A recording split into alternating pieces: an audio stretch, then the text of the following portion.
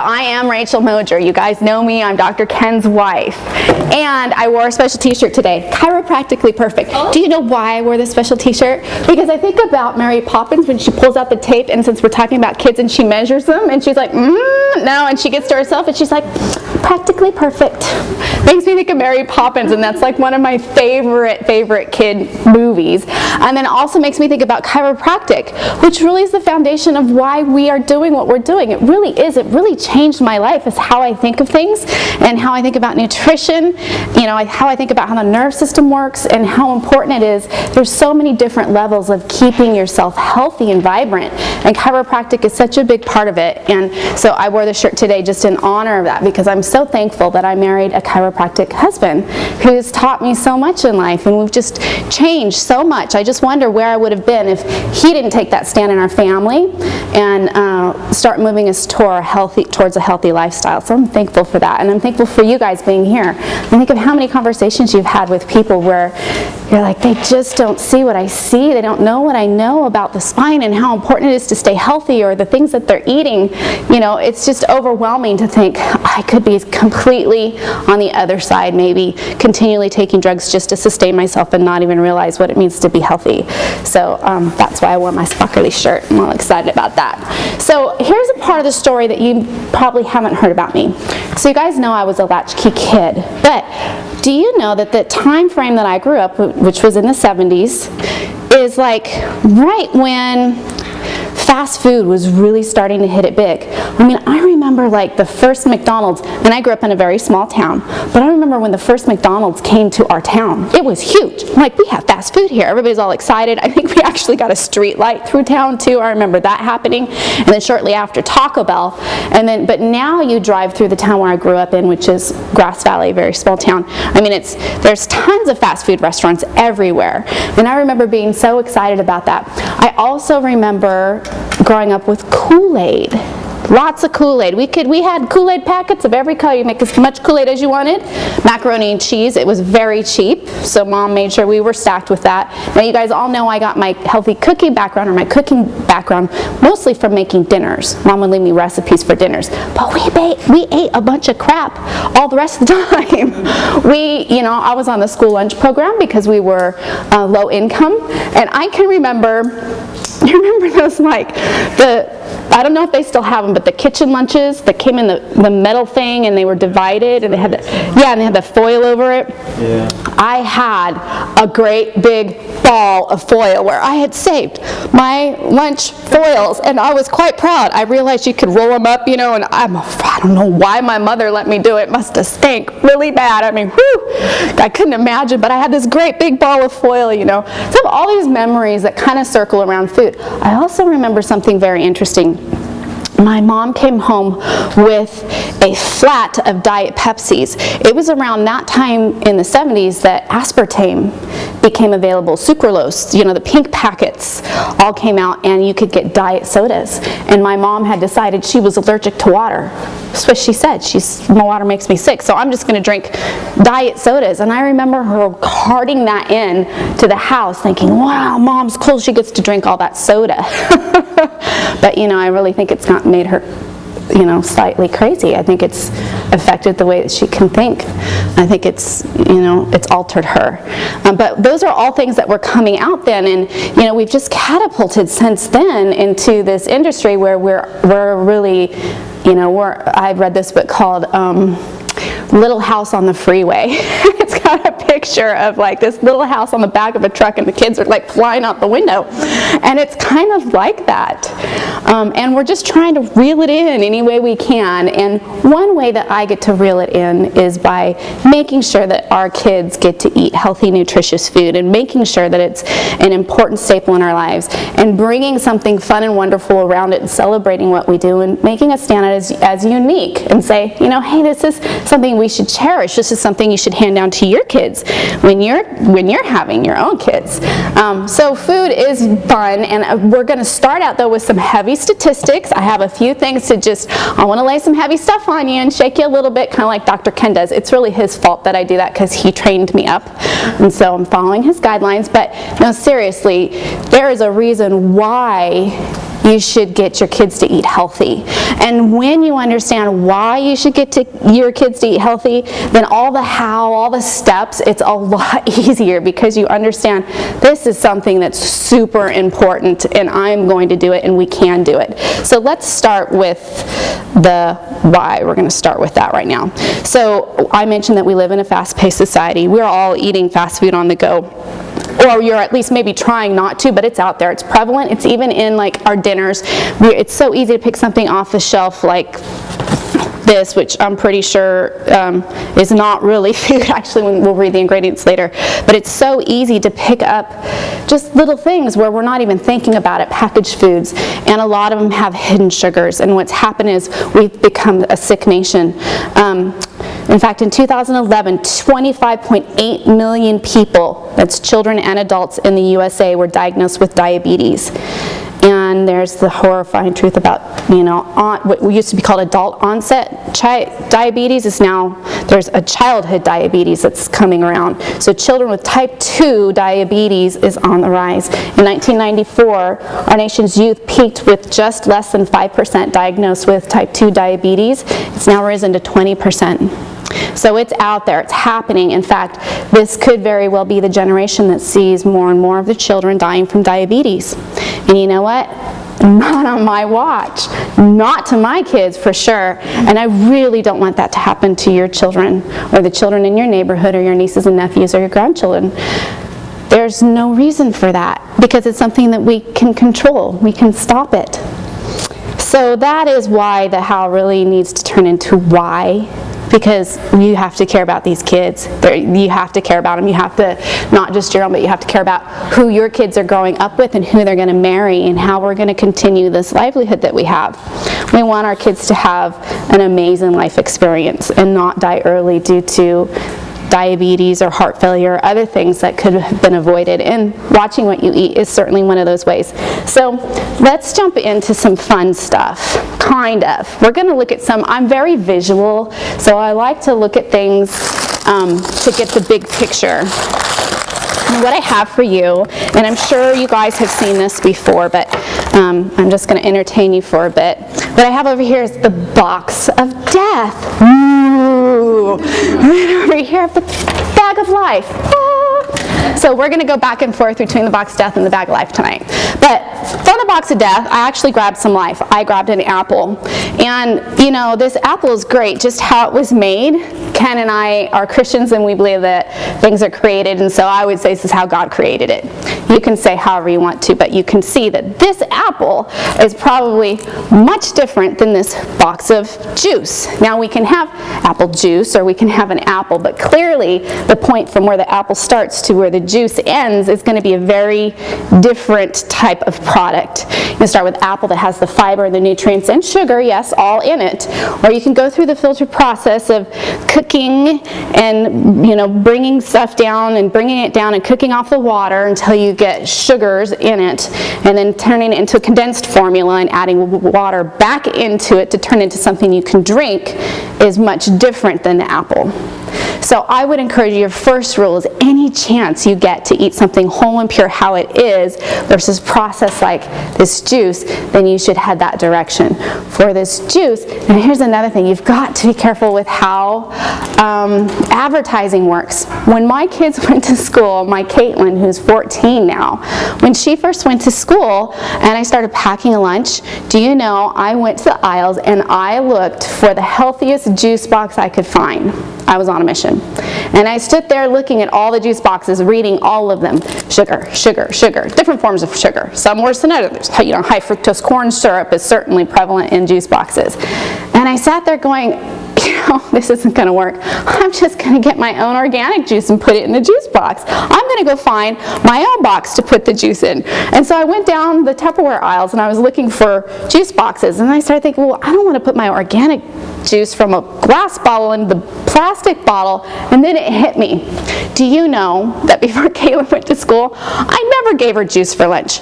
Never, ever, never. She had water. So why on earth, when I'm getting ready to pack a lunch, did I all of a sudden go, well, I have to have a juice box? Does anybody have any idea why? advertising. I had been advertised to that when you send your kids off to school, you give them a little juice box or a little bag, of juice, and that's what you do because all the other kids have it and they're fun and they get to play and they have a good time on the playground. Ridiculous. I'd never given her juice. She had water. So I'm just telling you that because 2 reasons. One, I want to let you guys know I'm totally just like you guys. I go through these processes where I'm like, what the heck was I thinking? Hopefully you have those in your life. That's called learning and growing, where you're like, oh my gosh, that's lame. I don't need to do that. And then on the flip side, I had to figure out, okay, well, what's important? How do I pack a lunch? How do I make things healthy for my kid? Well, those are the type of things that when I come across, I do a little more diving into, and I go, okay, what really is in juice? I know it's loaded with sugar. Why wouldn't I want to send that in with my kids? So I'll read the label and I'll go, okay, well, what is exactly in here? So in this little juice box, thank goodness, it's actually only 1 serving in here. And there are 23 grams of sugar in that 1 serving. So this is the same amount of water that's in this juice box. And if we added sugar to it, it would work out to be 1, 2, 3, 4, 5, 6.5, actually, 6.57 grams of sugar into that one. That's like taking water and food coloring and sticking it in the glass and stirring it up. Now, hey, I have to tell you, you do that and then you ask your kids to sit still for 4 to 6 hours, through their school period, not going to work so good. Their body's going to want to naturally get up and jump around and be crazy. And so it kind of makes me wonder, with all the sugar our kids are getting, this is just from the juice box. And think about all the other stuff that might be in their lunchbox or things that they're eating, like sugary cereals to start the day out with, that make them go kind of buggy and crazy and they want to freak out at school. And then the teachers say they need drugs to make them be calm because they have so many kids they have to take care of. Now, that's kind of like a dark picture, but really you have to kind of peel back the fun layer of this happy 100% juice mixed berry drink and go, wait a minute, what does this really mean for my kid? It doesn't mean health. Send them in with an apple. That would definitely be much better. Now, just for kicks, because we are adults here too, I want to talk about some of the choices that maybe we drink, because we sometimes make our own lunch boxes and we sometimes are on the go ourselves. This one's a favorite one to talk about. You guys all know this tea that shall remain nameless, right? So you might be thinking, oh, well, I don't drink juice, I drink tea. And you guys all know where I'm going with these sugar packets, right? Well, okay, so in here we have, looks like we have 20.5 grams of package, 20.5 grams of sugar, or 24 grams of sugar per serving, per 8-ounce serving. And we saw that glass. So there's actually 3 servings in here. And you guys have heard Ken say this before. So you go around and you share this with 3 of your friends, right? You only drink like your portion. No, we drink the whole thing. But the thing is if you drink this whole thing, when you think about 20 grams of sugar and you times it by 3, then you're dealing with a boatload of sugar. And it turns out to be 72 grams of sugar. That's crazy. Look at all these packets. I don't even know how many I have here. There is 20.57 grams per serving, you guys. So look at all these packets of sugar. My daughter Caitlin said, Mom, if you were like in the airport and you were watching someone like pour themselves a nice glass of iced tea and they sat there with all these like 27 or so packets of sugar and one by one just start putting it and stirring it, she's like, you would think they were crazy. In fact, you might want to call the police. I'm like, I know, right? But this kind of stuff goes on all the time because it's packaged in this beautiful, convenient package and we don't really think about it. We just kind of go for it and we don't think about what we're putting into our bodies. So parents, it's important for you to pay attention to what you're eating too. Sugar is everywhere. It's hidden in so many different food sources. So I had some statistics here on how much sugar that we're eating, and I'm hoping I can find it. I think it must be on one of your handouts, but I can remember.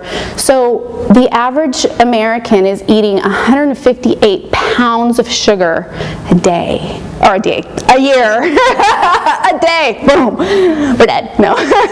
Over 150 pounds of sugar a year. So the American Heart Association, they recommend that an adult male eat no more than, I think it's 8 teaspoons of sugar a day, 8 to 9 teaspoons a day, and for a woman it's like 6 to 7. And you guys just saw how many packets were just in that beverage, right? For kids, it's like anywhere between 4 and 8. So we are eating, and that average of what Americans are eating, 158 pounds per year, that children are in that. And what they've discovered is kids between the age of 4 and 8 are really eating about 27 grams of sugar a day when they're only recommending like 6 to 8. It's crazy how much sugar is out there. That's why diabetes is on the rise. So it's really super important. And I have those statistics just in case I messed them up a bit in your notes. You guys can read about it yourselves. So I want to talk to you about, don't underestimate how brilliant your kids are. So there was this one day, Caitlin came home and she was like, Mom, why do you think all the kids get to have those things like Lunchables and stuff for their lunch? And I was like, ooh, Caitlin, are you wishing that you had that, or why are you asking me? I always want to find out why they're asking first. And she said, oh, no, I'm not wishing I had that. I'm just wondering why they're sending things that have poison in it to school for their kids. And I was like, that's a deep question. First, I was like inside going, yes, because I thought she was going to say, yeah, I want that too. But she didn't, and she didn't do that because she had the background knowledge of what Ken and I have been teaching her all along, which is read packages, understand what's in there, hydrogenated oils, high fructose corn syrups, those things aren't good for you. And so she was like, no, I just don't understand. Why are people sending that in for their kids? You know, that was a hard question. Like, I don't know. They must not know. They just simply don't know. And there were points in my life where I just didn't know, and I did things that probably I shouldn't have. I certainly ate and did things that I shouldn't have for my own body. Thank goodness I smartened up a bit by the time I had kids.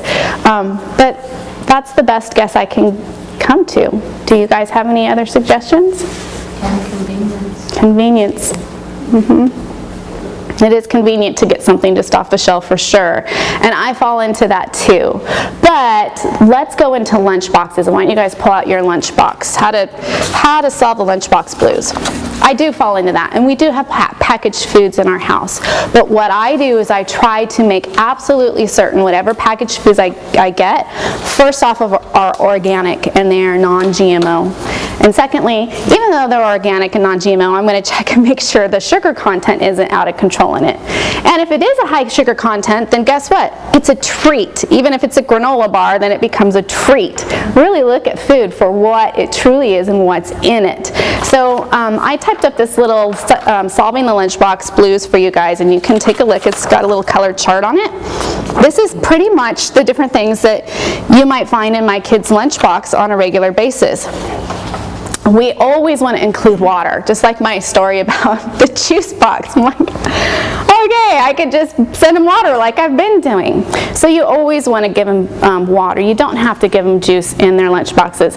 Be aware of labels that say things like no sugar or all natural or a good source of vitamins. Those are there to drag you in. And I've done it before when I've been in a hurry. I just bought something off the shelf and went, okay, this probably looks good. But no. You really have to stop and read the label. What is it? Is it really good for you? Does it really have a high fiber content? If it says great source of fiber, is it like 3 grams of fiber? 10 grams of fiber? I have a question. When you do send water, what kind of container do you send it in? We have metal bottles. So we use, like I have my teas in a metal canister. And the little one here. Metal, yeah. And you know, you can now get those glass bottles with the plastic around the outside, the gripper plastic. Those are pretty cool too. But definitely look at the labels if you're buying packaged. If you are buying packaged, like I said, buy organic and buy GMO or non-GMO wherever possible. And yes, you still need to read the label because organic sugar is still what? Sugar. It's still sugar. So if you're buying organic Pop-Tarts and you're feeding those to your kids in the morning, guess what? You're probably feeding them just organic sugar. Not really a good choice. So leftovers rule. They totally rule. Use your leftovers wherever you get a chance. Does anybody remember getting meatloaf sandwiches?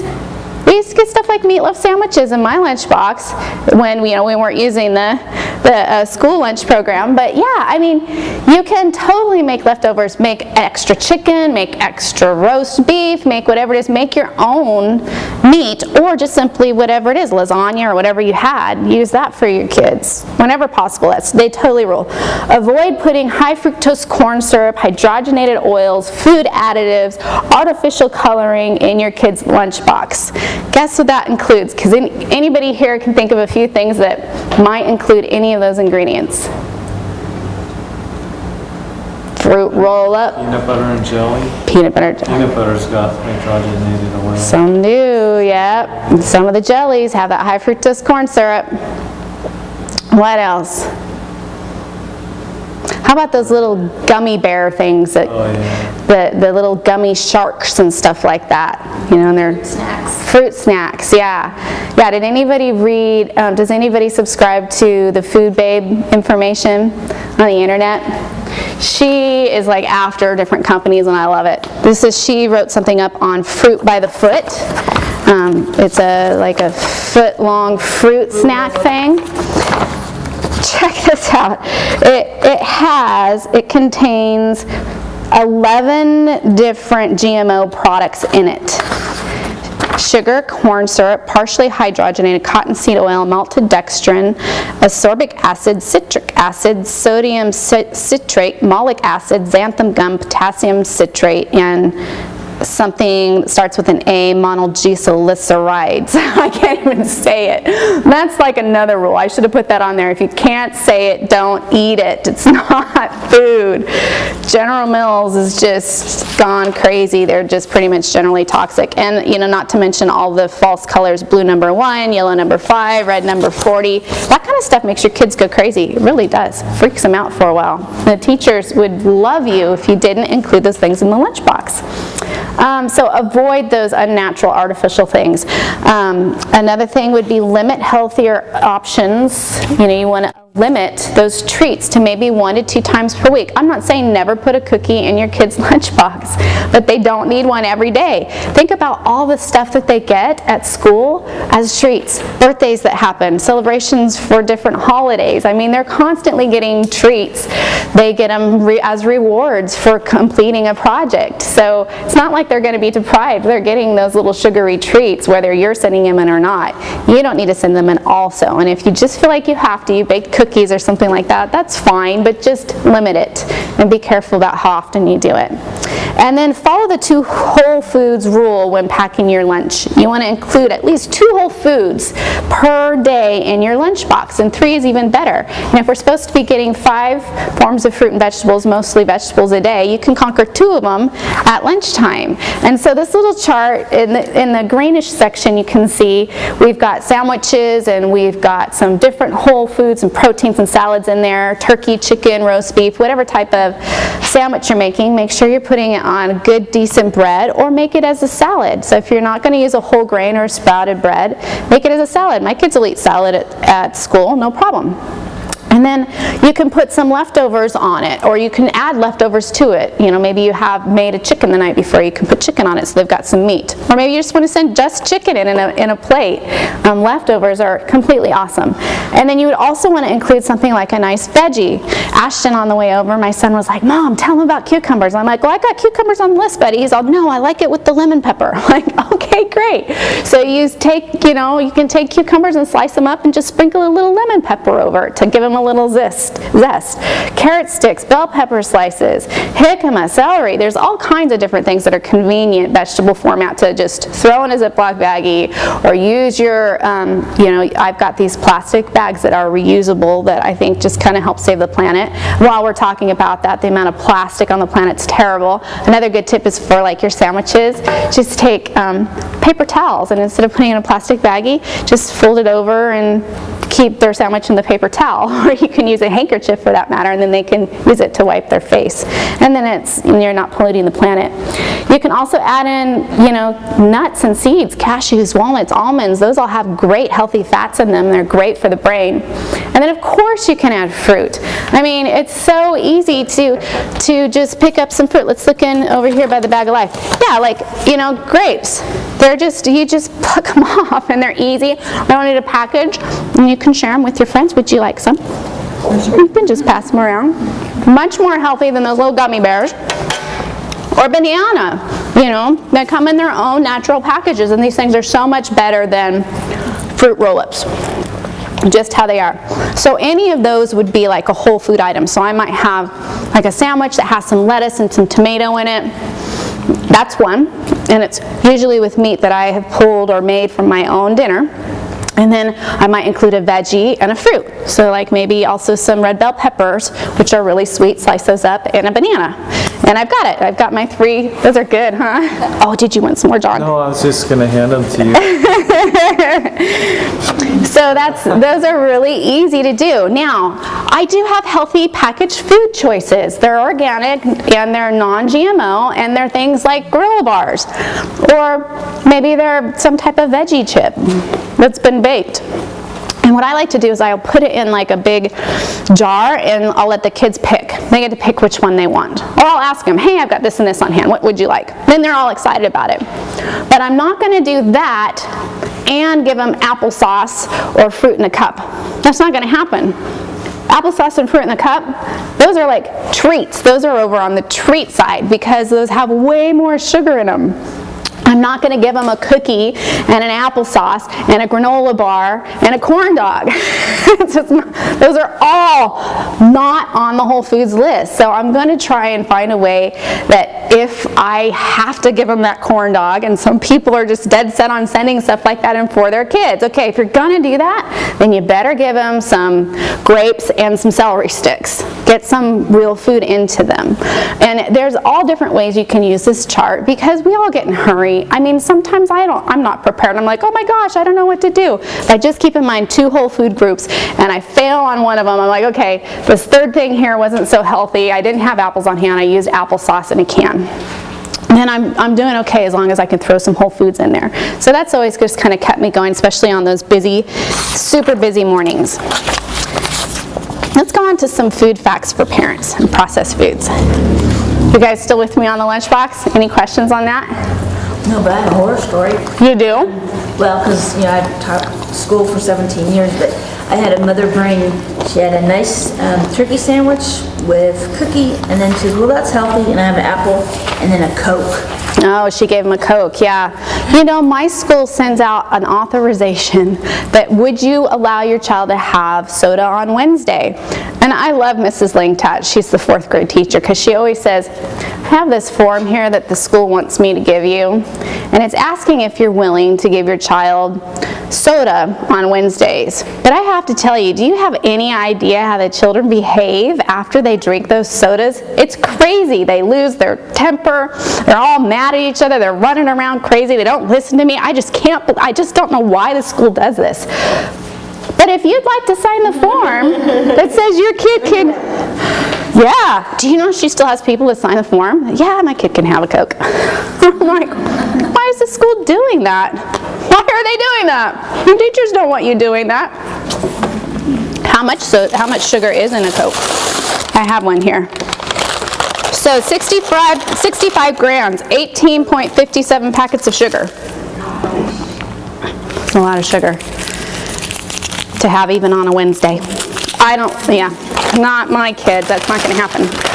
Do my kids have soda? Yeah, they've had soda. It's on special occasions, certainly not at school. We might like root beer is their favorite, and we've even made root beer before, which is kind of fun. I try to feed my kids healthy as much as I can, but I know that they're going to have opportunities. They're going to be out and about. They're going to be a birthday party or something like that, and they're going to be offered something. And I always tell them, use good judgment. Now, Caitlin uses really good judgment. She knows when to stop. Ashton, he likes to push the envelope, and then later he's like, yeah, I probably shouldn't have done that, and I'm going to get sick. I'm like, yeah, and there you are, you're sick. He's got the sniffles or what have you.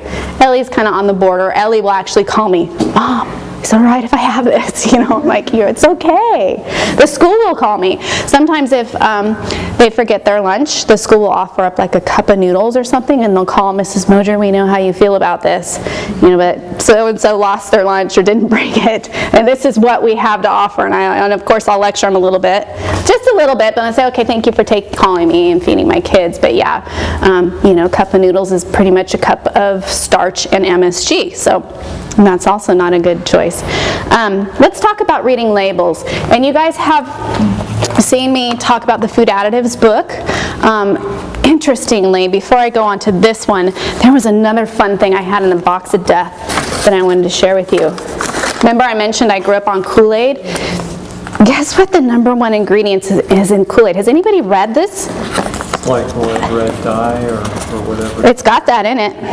Both of these packets. This one is, it changes color, and this one says, "It's pink." I'm like, what is it? I know it's pink, so it's gotta be cool. No, the #1 ingredient, besides the food additives and colors that are in there, because that's pretty much all it is citric acid. Citric acid. I'm gonna look citric acid up. Another thing is to make different color, I found out, is they use bugs. Yes, cockroaches is red. They use a cockroach that they get the natural red food coloring from, or you know, when you see things that say naturally and artificially flavored. Sometimes, yeah, those can come from weird things, like red is el cockrocha. It's this big weird looking one. I don't know how they get it from it, but it kind of freaks me out. But Remember a long time ago when like the red M&M was like the dye in that was like poisonous, or that's just a rumor I heard. It was like back in the 70s or 80s. I don't remember that rumor, but I do know that red, yellow, red M&Ms. red and yellow are really, really, they kind of mess with kids neurologically. You can give it to them and you can see them change. So let's read about citric acid. Generally produced by fermentation by yeast or mold, solvent extracted, may erode tooth enamel, may be corn-based, may be genetically modified, may contain free glutamates, MSG. Like, that's the first ingredient in Kool-Aid. That's what it is citric acid. Stuff just drives me wild. I grew up on that. I hope if I start wigging out, you guys go, "Kool-Aid. She drank too much Kool-Aid." Okay, I got this, and I didn't even cover up, I usually try to cover up who it is and what it is so that, I don't someday get in trouble. But I'm pretty sure this is the devil right here, because I'm telling you, this is not food. I don't even care if you guys could see a little hand and know what it is. This is not food. I highlighted all the different things that are in here that are not food, and as you can see this label, there's a lot of not food in it. Ferrosulfate, sugar, cornstarch, maltodextrin, citric acid, monosodium glutamate. They're not even hiding it. MSG right there. Partially hydrogenated soybean oil, natural flavor, malic acid, caramel color, yellow lakes 5 and 6, yellow 5 and 6, red 40 lake, hydrolyzed corn protein, silicon dioxide.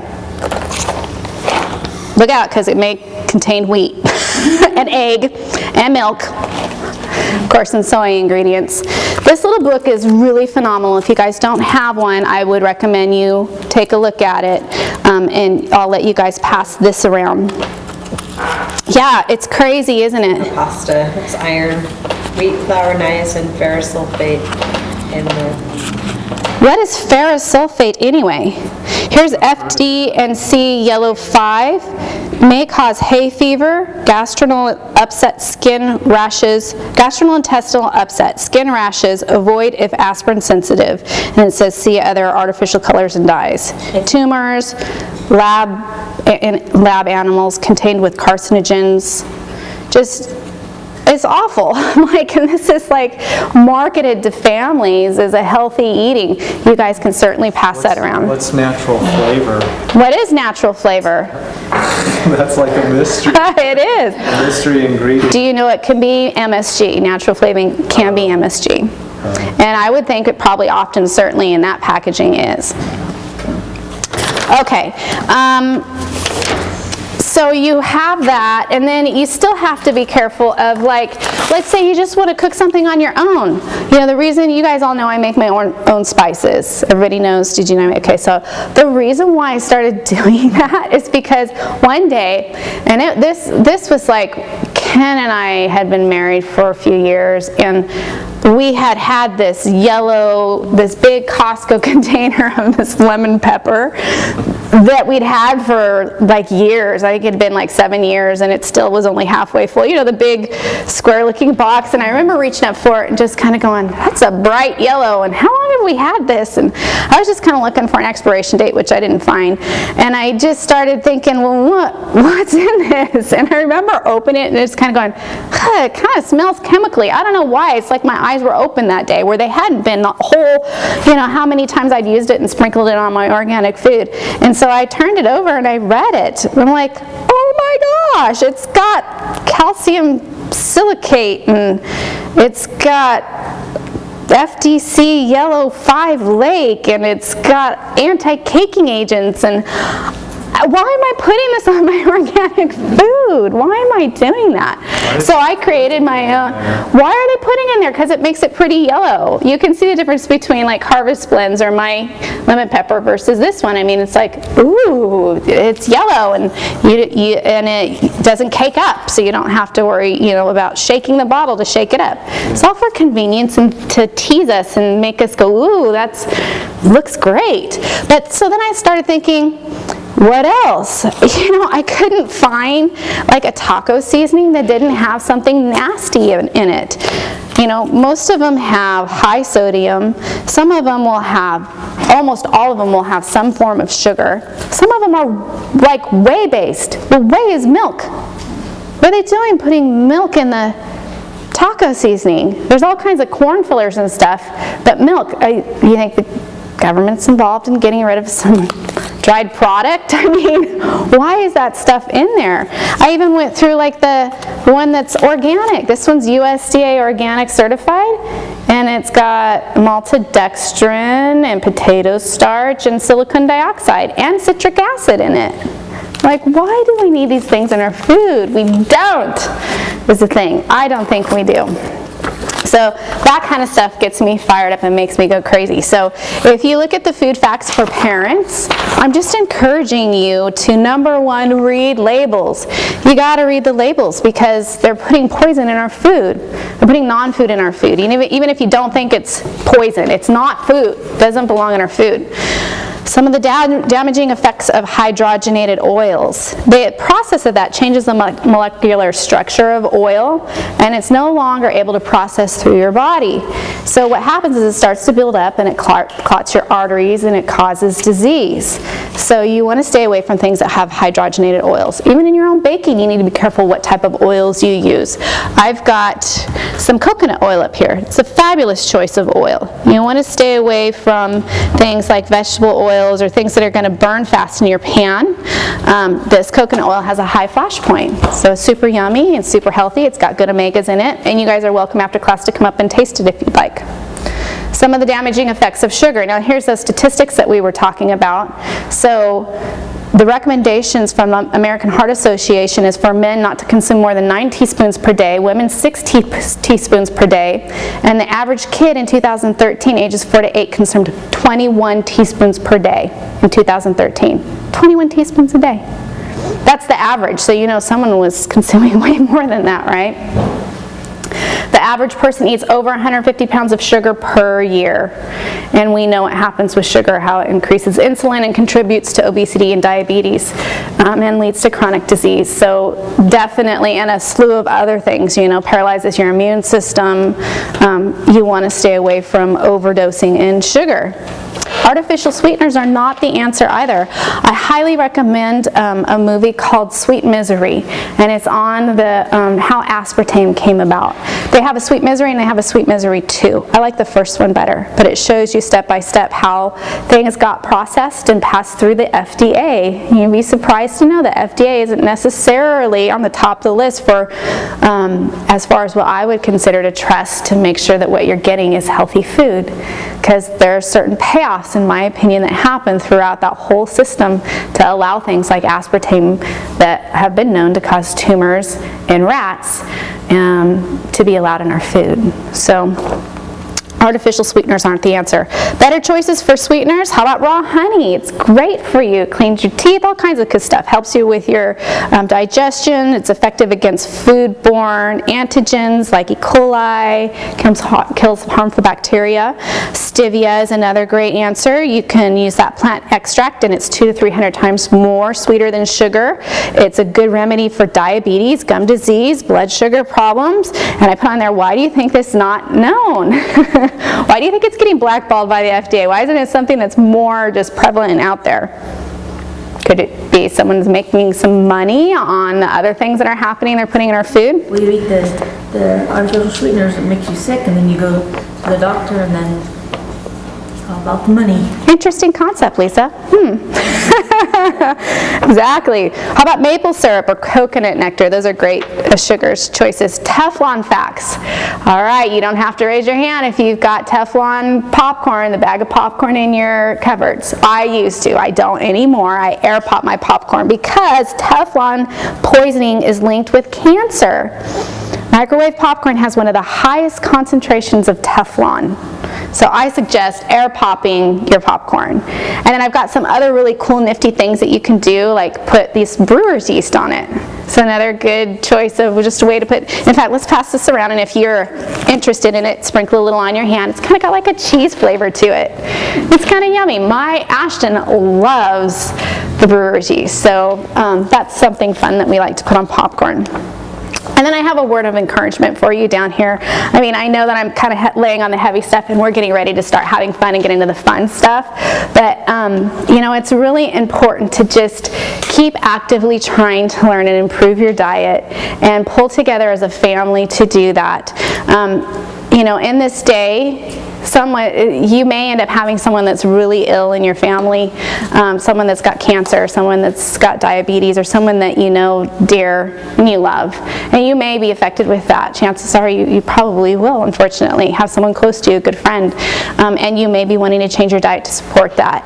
I just want to say, continue to try to do better. I mean, sometimes I fall off too. I've got a great story to share with you, actually. Well, I was doing a cooking class. This was early on, so somewhere around 2007 or so when I was doing the classes, and I was really busy that day, and the babysitter fell through. So when I have my cooking classes, well, we can have 30 people here that I bring food for and we serve. And so I had all this food going. I had to get here, and the babysitter called and canceled. So throw the kids in the car and we take off, and usually I make sure I have packed food for them because they get hungry and I'm at class for 3 hours, right? But I didn't. So on the way home, I stopped at fast food. And you know, Caitlin, well, first of all, whatever I ordered probably the worst thing on the menu, like a fish sandwich or something, and they told me I had to wait. And I'm thinking, oh my gosh, I've got like River City Chiropractic plastered all over my car, and they're telling me to pull around to the front and wait. I'm like, God knows I'm here. I'm going to get a lightning bolt that's going to come and take care of the whole situation, you know, but that didn't happen.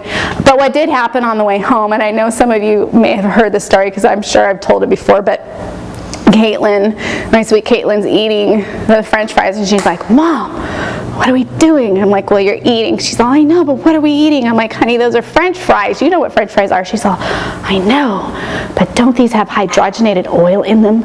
I'm like, yes, they do. And she's like, well, why are we eating them? I'm like, ah! You know, of course, inside I'm crying because I'm a horrible mom and God's going to shoot us with lightning. And I just had a class that told them not to eat this crap, and now I'm feeding it to my kids, right? So I have those meltdown moments. But hey, if I had like stuck with it that day, that feeling of defeat that I totally had, guilt, and just like, oh my gosh, and Caitlin rubbing it in on me, you know, if I had just stuck with that, where, you know, I wouldn't have gone on to be able to teach all the classes that I taught. My kids wouldn't be healthy. You know, I could be miserable and, you know, overweight or have health issues because we changed everything because I just was defeated, and that's ridiculous. We all make mistakes, but it's important to pick yourself up and go, whew, and try not to do that again. Chances are you will, something will happen, but you just always pick yourself up and you just try to do better each time. And so that's what this little word of encouragement is. All right, so now let's get to the fun part. I had so much fun creating this little Healthy Kids Family and Fun formula. So let's go on down it and talk about fun family challenges. Now, before I do, I had one more thing I wanted to share with you guys. You know, when you talk to kids about food, bag of life, right? When you talk to kids about food, you want to make it exciting for them. So remember I said that chances are someone in your family may be sick, get sick, or someone that you know and care about, an aunt or an uncle or, you know, a friend, and they may be changing their diet and you want to support that. Now here's the thing. Let's say you're making changes in your own diet. Dad has been told his cholesterol is high and he needs to cut out certain fats, and we're going to try and stay away from things that turn into sugar like pasta. So you're really just changing things. Well, if you told your kids, you know what, Dad's sick, and because he's sick, we're going to have to change the things that we eat, which means we can't have certain things anymore. Pasta's on the list, so pasta's got to go. So we're not going to have pasta anymore, but instead we're going to have something that's called spaghetti squash, and it's supposed to be kind of like pasta, so you'll probably like it. We're going to give it a try tonight. How do you think your 6-year-old's going to react to that, or your 8-year-old, or a teenager for that matter? And they'll be like, what? I don't want that nasty squash. I want pasta. Are you kidding me? All right, but what if you brought your kid with you to the grocery store, and you're like, check this thing out. Do you know what this is called? It's called a spaghetti squash. You're like, okay, big deal. Let's pick out the biggest one we can find. So you look and you're like looking for, okay, we got this big spaghetti squash. And then you go, guess what this thing does? You bake it, you open it up, and you rake it with a fork, and it pulls apart like spaghetti. It's the coolest thing. You just rake it, like little things come off, and they'll be like, no way. I'm like, yeah, way. Let's go home and try it. And so you go home and you poke some holes in it, and you stick it in the oven, bake it for an hour, and you cut it open, and you let the kids rake it. You're like, dang, that's so cool. Look at it, you're making spaghetti. Woohoo! Let's put some little, you know, maybe a little organic butter on it and some Parmesan cheese, or, you know, let's make some pasta sauce. Now, do you think your child is going to receive that spaghetti squash a little bit better than being told, we can't have it anymore, spaghetti, instead we're going to have squash? Heck yeah, they're going to go for the fun way. So don't forget to, anywhere you can, make it fun for kids. They love stuff like that. Okay, the list. I know, we'll get to the list. So, try at least one new, these are challenges. What if you tried as a family one new fruit or vegetable a week? Just one. How cool would that be? There's so many cool things in the grocery store that you've seen that you've probably been like, what is that, right? Buy one. Try it. If someone in the house is sick, decide to incorporate the no sugar rule for a week. If someone in my house is sick, they do not have sugar because sugar breaks down your immune system. But guess what? Chances are they might give me or somebody else in the household what they have. So why not everybody go crazy healthy for a week and try to support that person, for one, and then also keep your own immune system healthy. So how about trying that? No sugar for everybody for a week. Choose a salad of the month or salad of the week. You can find recipes in magazines that are like off the hook yummy. What if you made it somebody's chore to find that once a week or once a month? Have a salad of the month. Post it up on the fridge. What if you had theme days like Meatloaf Monday or Taco Tuesday or Around the World Wednesday or Thank Goodness for Leftovers Thursday or Stir Friday? I love those things because it kind of keeps me on track if I'm like, I don't know what I'm going to make. I'm like, oh, it's Friday. I'll make something stir fry. What do I have in the refrigerator? Throw it all in a pan.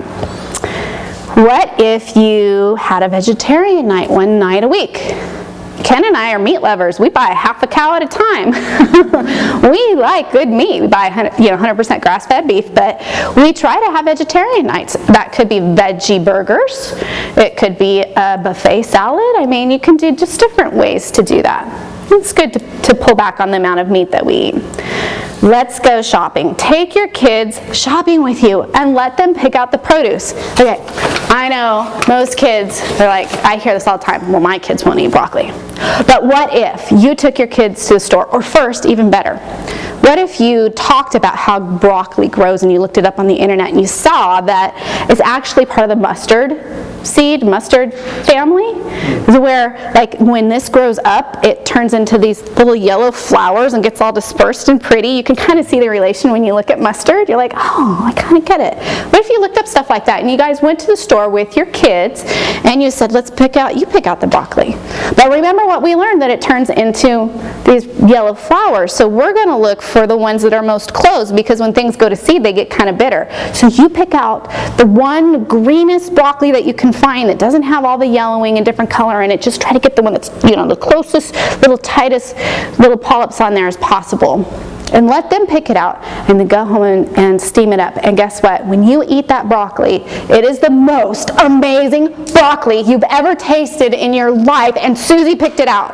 And everybody knows. You're like, she picked it out. Oh, I know. It's amazing. And you make this huge hoopla over it, You get them excited about participating and being in the family decision making that way. Go to the farmer's market together, making an event. It's so fun to go to the local farmer's market and get fresh produce grown locally. You can plan it as an event, weekly or monthly, something you guys look forward to. You could, if you're buying sugary cereal, that happens, okay? Hopefully it's an organic brand and you're not buying, some General Mills nonsense stuff, but let's say you're allowing, let me think, there's like Bumpers or something like that, some kind of knockoff of Cocoa Puffs or something. It's organic, it's got organic sugar in it, great. I would not feed that to my kids every day, but I might let them pick it once a month, and I'll let them, a different kid each time can have their choice of what they're going to get, but it's limited. But you're still going to read the labels, and you're going to make sure your kids are reading labels. So every time you're in the store, you're going to read the labels. My kids love to sit at the checkout stand and see who can find gum without aspartame in it. It's like this big deal. They just immediately, Mom, if we find gum without aspartame, can we buy it? And I'm like, sure, go ahead. But yeah, maybe 1 in 3 months they'll find that's just got sugar in it, but then it's usually got yellow number something, and but okay, you can have the gum. But then there's talking about it, and then guess what happens around the aisle with the people next to us and the person in the checkout stand? They start talking. What are you guys looking for? What's aspartame? Oh yeah, huh, you kids and everything, huh? Well, guys, do you know about aspartame? It gives you a chance to just help educate the community. Another thing would be ice cream. It's hard to find ice cream without carrageenan in it. Carrageenan is an isolated algae or piece of an algae, some part of it that they use to kind of make things thicker and more plump and pulled together. It's in a lot of processed meats. But the thing is that there's research on it that's saying it's not so good. It's causing sickness, and it's even considering being pulled out of dog food because it's making the dogs sick. It's in a lot of our packaged foods, and it's in ice cream. So that's one of my new things on my list. It's a hard time for me to find ice cream that doesn't have carrageenan in it. And the kids are, they're all looking for it. Sign up for an organic produce delivery. So get produce delivered to your door. Let the kids help pick it out. Pick out what's going to be in your box for the week. Let the kids weigh your produce. Teach them a little math while you're in the store. I never use the scale anymore. Do you guys ever have time to use the scale? I don't ever see anyone using the scale, do you guys? But it's there, so might as well put it to use and teach your kids about pounds and ounces. They'll have fun with it. Then they'll feel all awesome. Be like, I want a pound of Brussels sprouts. Or no, that's too much, 3/4 pound, and stuff like that. Have fun in the kitchen. Have the kids have kids' night dinner assigned each week. Kids over 12 can make a dinner, and you get to take a break. Get everything that they need, let them pick it out, and have them be responsible for a dinner a week. I mean, how fun would that be? For you and for them. What about maybe for the younger kids, make your own breakfast day? You got to tell them, all right, you're not going to just have cereal. You can go as simple as maybe toast with almond butter, but you're going to have to make something. You're going to have to slice up your own fruit or whatever it's going to be. Get them in the kitchen. If they have their own favorite dish or specialty, They're gonna love being in the kitchen, and every time they're in there, they're gonna wanna make it for you. Ashton makes guacamole, and Caitlin's pretty sure he stole her recipe, so there's this rivalry going between them, but Ashton's thing is guacamole. We're having tacos, he's making the guacamole, and it's amazing.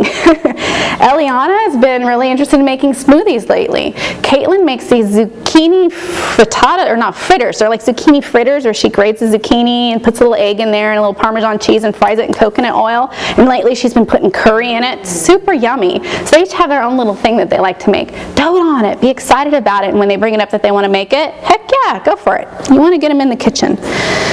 So let the kids help you in the kitchen wherever possible. I can't tell you how many times, like, Ashton lately has been on his little phone thing playing some kind of game. He had a kid at school give him one of those phones. He's only 11. I would never let him have it, but this kid was like, yeah, I got a lot of them. You can have it. And I was like, I need to talk to your dad about this. I was not happy about it, but I was like, okay, we're going to limit it. Well, yeah, he's on it, and I'm constantly catching him. I'm like, dude, put the phone down and come help me, chop something. Well, no, Mom, what do you want me to help you with? Here, do this. Put the kids to work in the kitchen. You're so busy. I'm so busy. And they're going to be feeling honored to be able to help you. They're going to get education. They're going to become familiar with food, and they're going to learn how to feed themselves. Super important to get them in the kitchen whenever you can. Healthy eating. Put at least 2 whole foods in your lunchbox every day. We talked about the lunchbox rule. Pre-plan dessert nights. Our family has dessert nights twice a week, Thursday and Saturday, and everybody knows about it. Well, we look forward to it too. Grandma even knows about it, because if the kids go over there, she's like, I know, they already told me tonight's not a dessert night, but we're having dessert anyway. And so the kids will bargain, because we had dessert on this night, does that mean it's this big deal? And we have great things. Sometimes we have fruit and honey over yogurt, yes, but most of the time I try to plan something pretty amazing, and we go all out, and it's yummy and delicious, and we're like, okay, good, we did it. But we pre-plan those. Allow the kids, like I said, for the lunches to choose from the basket of goodies. If you're going to give them a treat or a snack that's a packaged one, let them pick it out. They love it, and you've already had a chance to make sure that it's something that's decent. You want to make a buffet-style salad bar maybe once in a while for your kids to just pick out which type of toppings they want to put on there. And that's another great vegetarian night. How about planning meals for the week together? What do you guys want this week? I don't know. What do you want? What are we going to have for way out of this world Wednesday, Be creative together. When you plan all of that, plan a couple nights for leftovers. Okay, we're going to make a whole baked chicken tonight, but tomorrow we're actually going to make 2 chickens tonight, so tomorrow we're going to pull one of them apart and make chicken tacos out of it. So plan that kind of stuff ahead of time. Try substitution recipes together, like making cauliflower crust pizza instead of regular crust pizza. Gives you a chance to get messy in the kitchen and try something new that's healthy and good for you. Family table time. This one's fun. I can't remember the lady that I saw doing this, but she had a theme for the dinner table.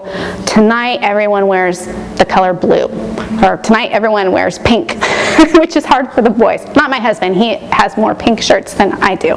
But, just try something wild like that. Kids dig that.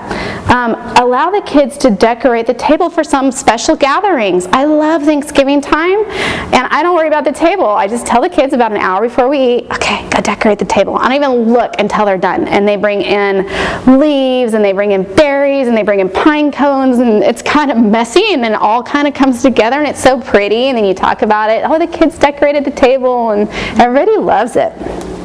And the kids have a great time. This one is super huge. Share your highlights and your lowlights. We're all so busy. Sometimes we don't have present time with our children, or even our spouse for that matter. Take time to look at that person in the eye and give them the table for 2 to 3 minutes, and nobody else gets to talk generally during this time. This is a time where your kid says, you say, what happened today?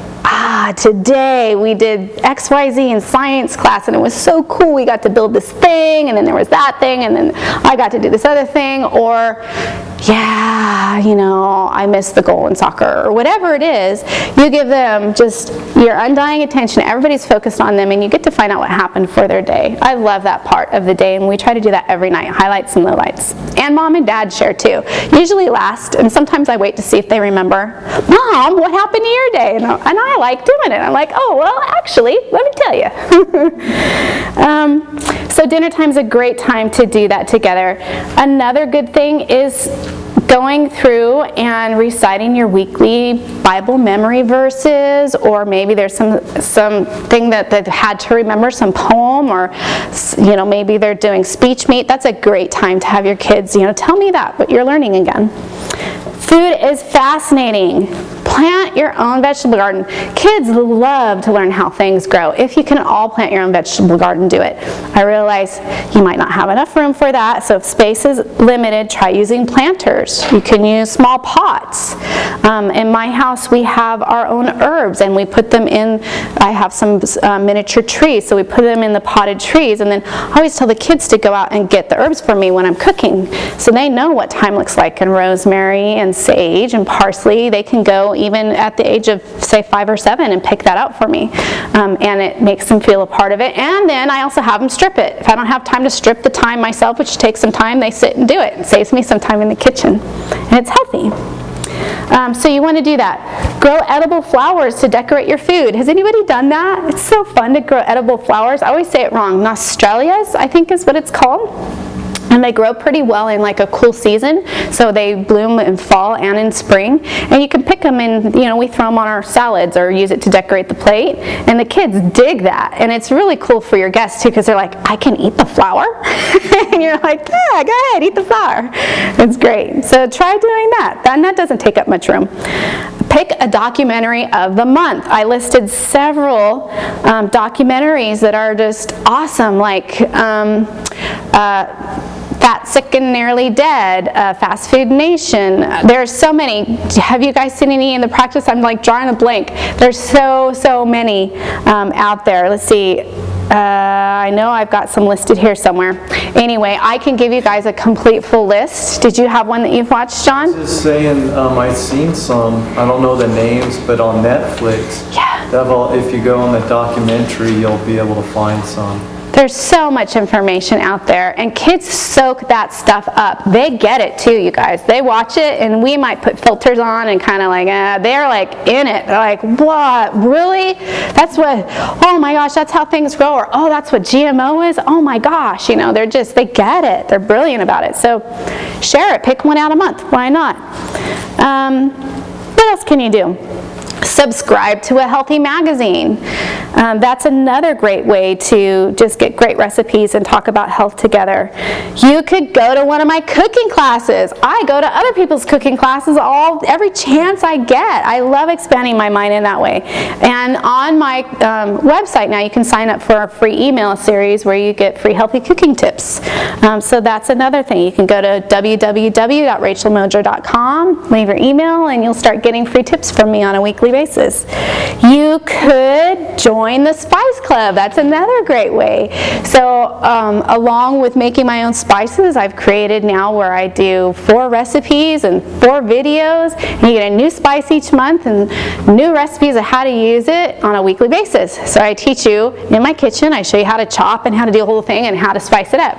So that's another great way. You want to find a way just to constantly entertain a thought of doing something different, new, and unique, and healthy, of course. And so those are the tips that we use in our household all the time. That was a lot. I went over a lot of stuff. Any of those things that you guys are already doing, does anybody have a fun tip that they could add that they do in their house that I don't have on that list? All right, well, I've given you plenty to do. You guys are going to have to choose 3 things. I'm going to challenge you to choose 3 things off that list to incorporate into your household. Could be as simple as 1 vegetarian night a week, or as complex as we make 1 kid cook 1 night a week. Or maybe you're just going to start spending quality time at the dinner table and ask about the day. But 3 things, you guys could accomplish 3 things off that list.